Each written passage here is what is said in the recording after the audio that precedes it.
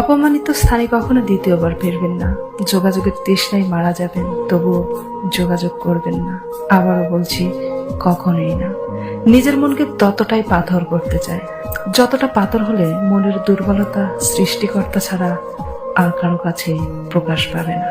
আমি অল্প অল্প করে নিজেকে সরিয়ে নিচ্ছি সেই সব জায়গা থেকে, যে সব জায়গায় আমি নিজের উপস্থিতির মূল্য পাইনি। আমি গুরুত্বের লোভী, গুরুত্ব না পেলে আমি অস্থিরতায় পড়ে যাই, আর তখন দ্রুত সেই সব জায়গা থেকে সরে যাওয়াতে আমি শান্তি অনুভব করি। বন্ধুত্ব, আত্মীয়তা কিংবা পছন্দের মানুষজন সবকিছু আমি হেসে হেসে ত্যাগ করতে পারি, যদি না সেখানে গুরুত্ব না পাই। নিজের প্রতি এতটুকু ভালোবাসা থাকাটা অবশ্য দোষের কিছু না।